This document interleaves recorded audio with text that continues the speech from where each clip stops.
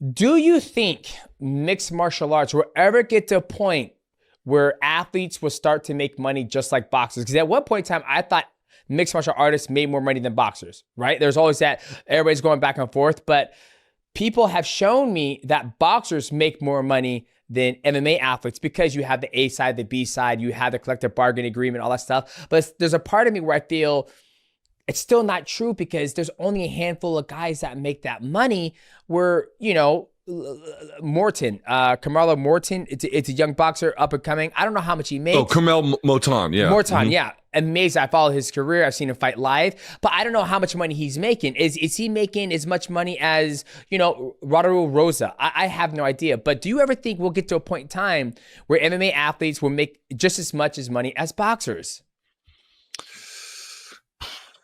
The answer might be yes, but maybe not in the way you might imagine.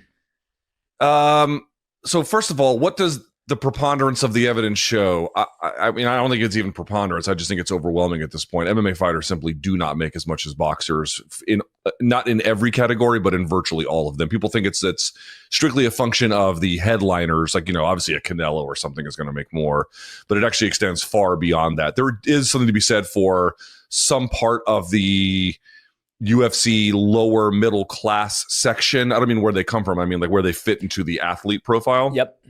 That they might make a little bit more, but in general, it's not that way. In general, the boxers make more, and it's really not an accident, right? It's the way the market is set up and it's where the rules are set up. So MMA fans will know that the federal government does not regulate MMA. The states do. So California has rules, New Jersey has rules, but the federal government has no rules. That is not the case in boxing. And in boxing is sort of designated that there are rules about what kind of contracts you're allowed to have. So a promoter, for example, cannot say, hey, if you want a title shot, you have to sign with me. You cannot do that in boxing. It is forbidden, whereas it is absolutely something you can do. The rankings are independent. The promoter doesn't control the title. The athletes have auditing rights. And so what ends up happening is people make this argument like boxing is broken, and it is, right? But what you have to really wrap your mind around, and this will bake your noodle a little bit, it was broken on purpose.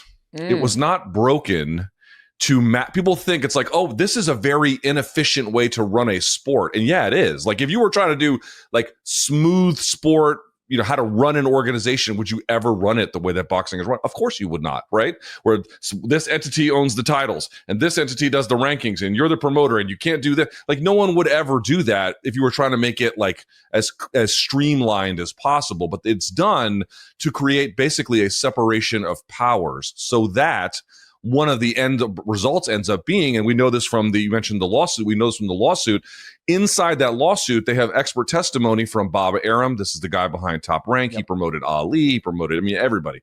Lou DiBella, another top level boxing promoter, as well as Oscar De La Hoya. And what that shows is that the headlining act of any kind of event takes about anywhere from 60 to potentially even up to 70 or even 80% of the total amount of money, because it's set up in a way where they cannot sign coercive contracts. Guys can be free agents every 2 years if that's what they want.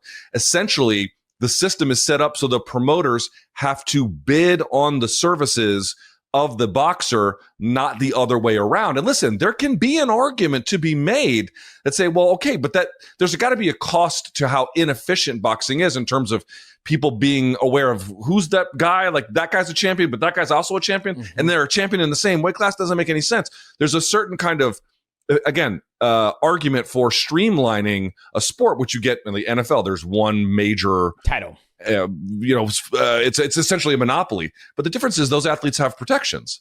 They have a collective bargaining agreement. They have a system that ups their pay by virtue of teams within the league competing on their services. You don't have any of those things in MMA. So if anybody asks, like, again, exceptions here or there, in general, who makes more? Boxers make more, and it's not an accident. It's the way the system is set up. Now, do you think that system can work well in mixed martial arts? Because for me, I don't want to say I'm a hardcore boxing fan, but I follow some boxers.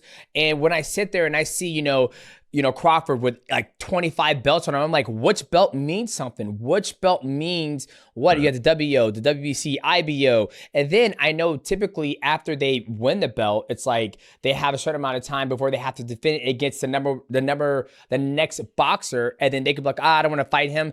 They'll just relinquish the belt. I remember Usyk, he won the belt and they say, hey, 2 to 3 months, you got to fight this boxer. He was like, okay, I'll fight him.